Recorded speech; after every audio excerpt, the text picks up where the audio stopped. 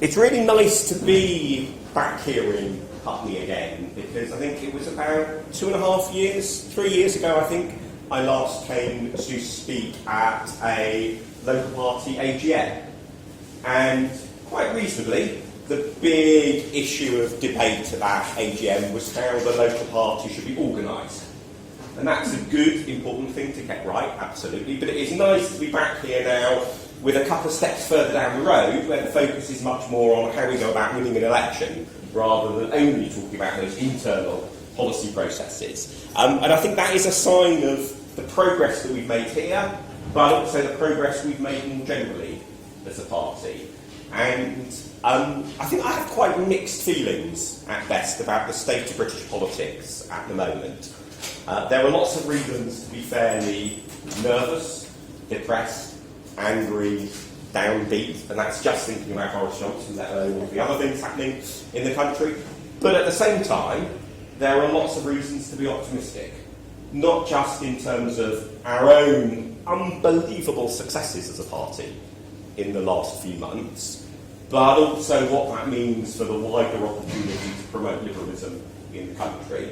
And it's worth just, partly because the results were just so good what we've achieved in the last few months, but it's worth just remembering, amongst the different successes we've had in the last few months, in the local elections in May, we gained over 700 seats, which hopefully sounds like a reasonably big number, but particularly if you're newer to politics, it's easy to miss that that is more than any of our, the party previously or our predecessor parties, the Liberals or the SPP, more gains than any of them had achieved at any point since the Second World War. So the Alliance Party's heyday in the early 1980s didn't do as well in gaining seats as we did. The big Liberal Party revival after, say, the Orpington by-election, for any of you with longer memories, not as good local election results as we managed to make. And I only go back as far as 1945 because that's when most of these records start. It actually probably is a good few decades further, at the very least, that one can go back. So quite amazingly good council election results.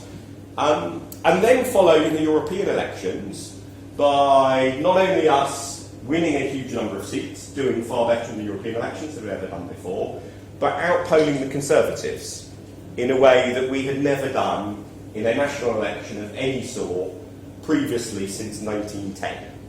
So long ago, even before my consent was born.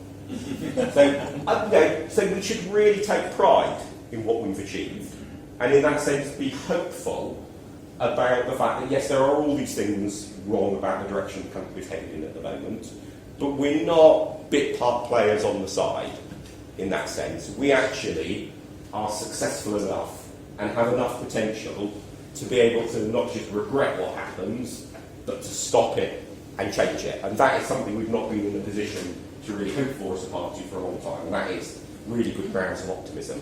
And Putney, in a way, is that classic, here epitomises that, because I think it's fair to say our electoral track record in Putney over the years has not been stellar. We've not had a Liberal Democrat MP, we don't have control of the council, anything like that. But you look at the potential now, and the potential is huge. If you look at, as I'm sure you're all very familiar with, things like how many people voted Remain in the European referendum here. If you look at how many votes we piled up in the European elections here, there is immense potential. And so the big challenge is how to turn that theoretic potential into actual votes. In particular, in what may be a general election in 10 or 11 weeks' time. So it was interesting when you were saying that it was 6 weeks ago that you were selected to. Basically, it's quite likely that about a third of the period of time between your selection and the first general election that you fight has already gone. So I don't say that too much to say, but it should scare us all a little bit. And we can all debate a little bit about, will a general election maybe happen before October the 31st or after, whatever. But it's pretty likely that one will happen before Christmas. And I would also add, if for whatever weird sequence of events one doesn't happen before Christmas, and one doesn't happen for quite a long time, seems really implausible, but I guess that might happen. The thing to remember is none of that effort that we put in, acting and campaigning now as if there is about to be a general election, will be wasted, because we will have London elections next May, where we have, for example, in Siobhan Benita, a fantastic London mayor candidate, and actually the most realistic chance we've ever had of winning in the London mayor contest. You look and say what happened in the European election results. So even if you might be thinking, well, I'm not 100% sure there's going to be a general election before Christmas, we should absolutely go flat out, because if in that unlikely event there not being a general election, it still will be massively beneficial for a huge political prize that is waiting for us next spring anyway. Now, how do we though turn that potential into actual votes in 11 weeks or less, possibly? There's a lot I can say about that, and I'm sure you'll have lots of questions about different elements, but I think the one thing I wanted to really pull out is the question about just the volume of what we need to do. And the reason for that is in part thinking back to the lessons of 2010. So in the run-up to the 2010 general election, the Liberal Democrats had been in a slightly sort of weak but recovering state for a while. We were much stronger in sort of 2008, 2009 than we've been sort of in 2015, 2016, but we weren't on a huge up. And then the first televised debate in the UK general election between UK-wide party leaders happened. Nick Clegg had sort of, as it were, the luck of the draw that he was the very first party leader to speak in the first debate. They gave a brilliant opening performance, and we absolutely surged in the opinion polls, and Nick Clegg went from a mostly unknown politician to somebody who was more popular than Winston Churchill. Then obviously there's a story after that that doesn't quite continue in the same vein, but one of the crucial things that we got wrong in 2010, and we really need to make sure we got right this time, is we weren't able to turn that surge in support for the party and that potential into more seats. In fact, we actually lost seats for the 2010 general election. And there's a whole set of reasons why, and all that, that I won't dig into because in a sense they're history, but the one that I think really stands out as being relevant now, and an important one to remember, is that what happened in 2010 was that people got really excited about our potential. Lots of people thought, we can win these sorts of seats that would never have made it onto the party target seat list otherwise. But then thought that, and we've done our election address and we've done a bit of canvassing, and the level of activity that people were able to manage in those seats was nothing like the level of activity necessary to actually win. So we had loads of seats where everyone got really excited, a little bit of activity, and in a sense they were almost doomed to fail because they were never quite getting up to the levels of activity necessary to win. And so what we have to get right this time, and it's a difficult balance act, and I really don't begrudge people like Sean and others at Party HQ who partly will have to make this decision on a national scale, is that sort of sense of, so many seats where we've got fantastic potential in, but how do we pile up enough activity in those seats to really have a chance of winning? And the reason I emphasise that as well is because I think there's a slight tendency amongst Liberal Democrat activists to underestimate how much effort it requires to persuade people to change their vote. And in a way, in perhaps a sort of ideal, sort of perfect Athenian democracy, although I guess one in which women are allowed to vote and there aren't slaves as well, some sort of perfect idealised democracy, you might imagine that deciding how to vote for is a matter of sort of a rational decision-making process, and somebody might sit down and read one leaflet from one party, another leaflet from another party, assess the two and think about it and decide how to vote. In reality, it's not like that. People pay not very much attention to politics, and people's voting habits are massively driven by exactly that habit. And so if you think about what it takes to change a habit, maybe you've changed a habit in your life, maybe you've stopped smoking, maybe you've started being much healthier and going to the gym regularly. If you think what it takes to change a habit, one leaflet doesn't do it. If anyone in this room has given up smoking, it would be amazed if there was anyone here who would say, I gave up smoking. I saw one advert once, and then I just did it. That changing habits is much, much harder than that. It requires much more relentless effort and information. And that's why it requires so much intensity of campaigning. So to give you an example of what that means is if you look at the sorts of seats that we won at the 2017 general election, we were typically, in the sort of the weeks running up to the general election, doing the equivalent of delivering a leaflet a week across the whole constituency. and then in the last week delivering a leaflet a day. It varies a little bit. Scotland, particularly the more rural seats in Scotland, are rather different to some extent, but that is the basic sort of volume of activity that's involved. And it is absolutely true that there's a whole load of other campaign activity which is really important as well, in terms of canvassing, and in terms of direct mail, and in terms of press work and street stalls, and the like. But I use the leaflet example partly because it's sort of the absolute core thing that we have to do, that all the other things then add to. It's the sort of underlying core requirement. But also because it's, in a way, it's the one that's easiest to quantify and the easiest to sort of understand. Actually, yeah, a leaflet a week in England, that's a heck of a lot. So the thing that flows from that is the importance of building a big team.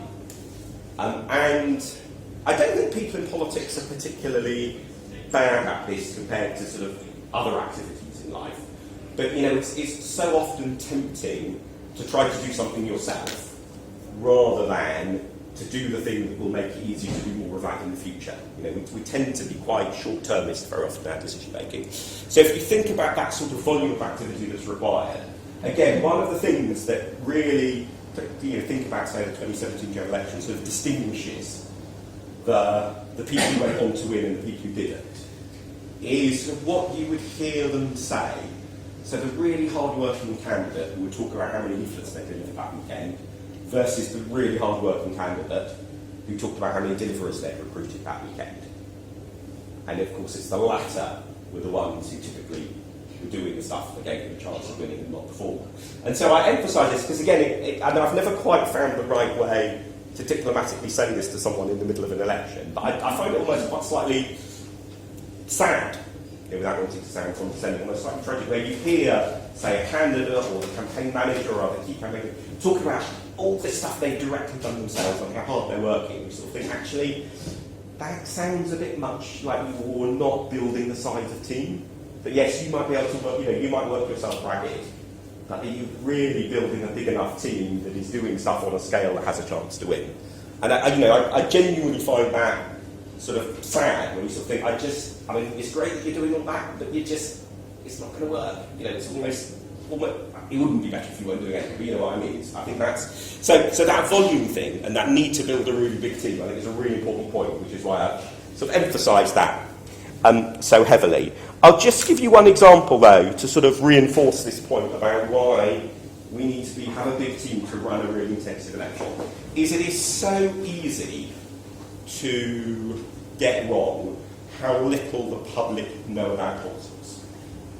Not because people are stupid. I mean, the public's knowledge of politics is a bit like my knowledge of popular music.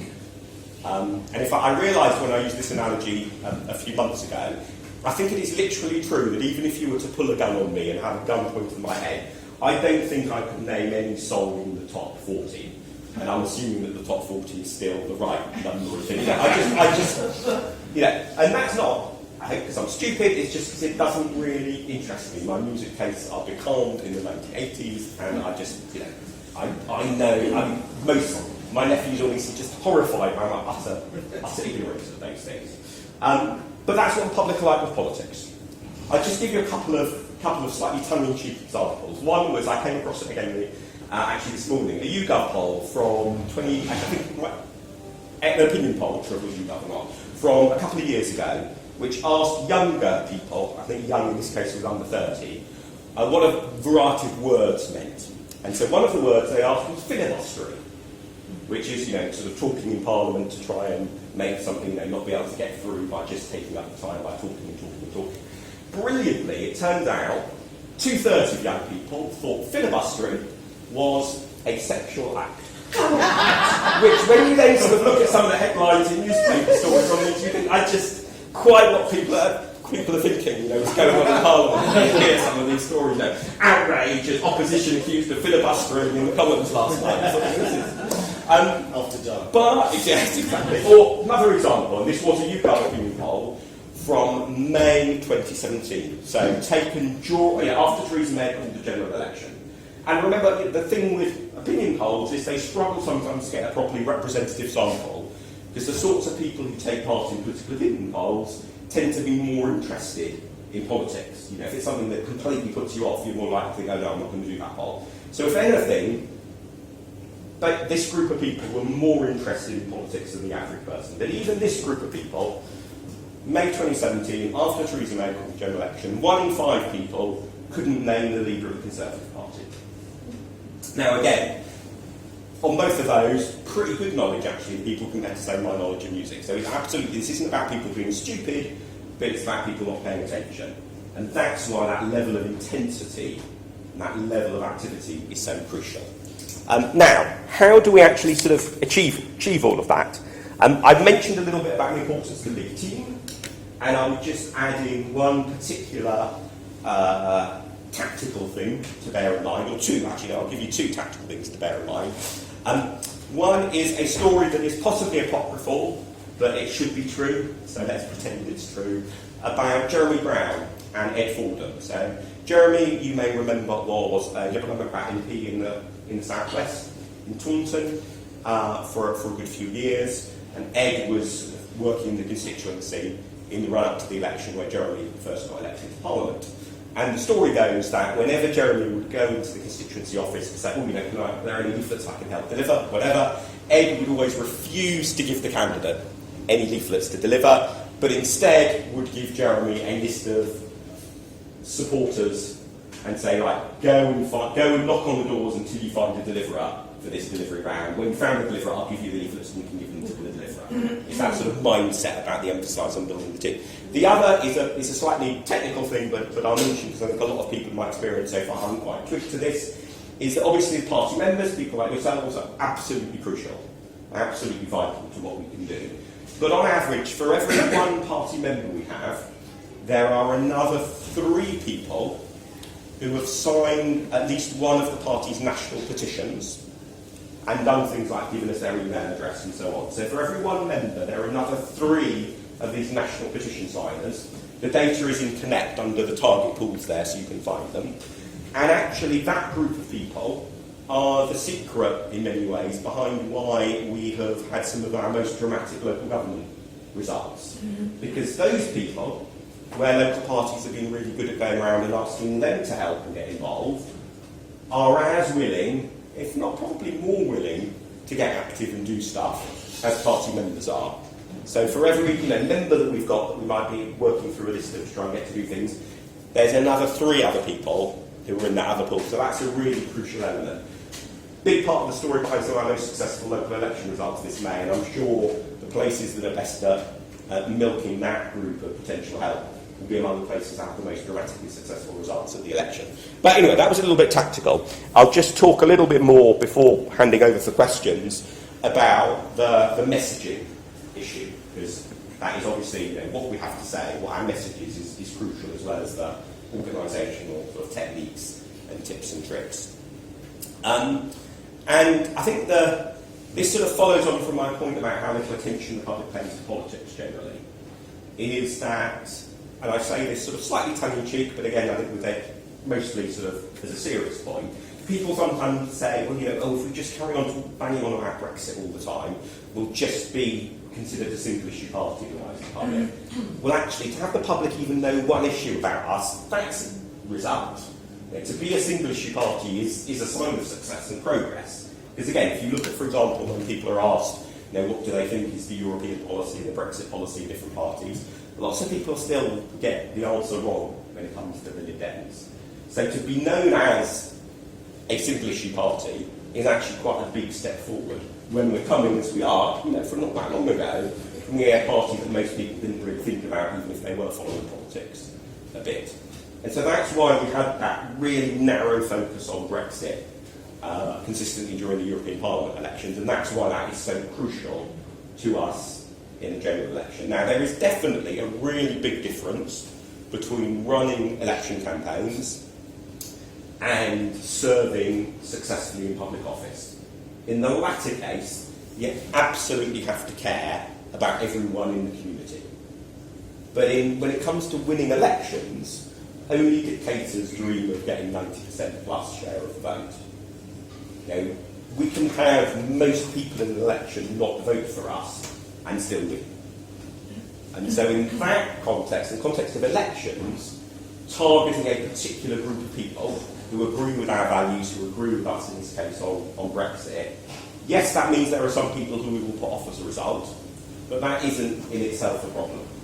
We win, certainly shouldn't neglect doing casework for them and worrying about them just as much as people who voted for us when it comes to the impact of policy. But when it comes to campaigning, concentrating on the people who are most likely to vote for us, and are there enough of them to win, that is both necessary and reasonable. And that's why I think you will see nationally, but also I think it makes sense to echo locally, is that really strong continued focus on Brexit. Because not only is it the thing that makes us different from Labour and different from the Tories, it's also the thing where people can feel voting for us will really make a difference. It's one of the reasons why, although housing is a massively important issue in London, it tends not to feature very much in how people decide how to vote, which is a bit puzzling.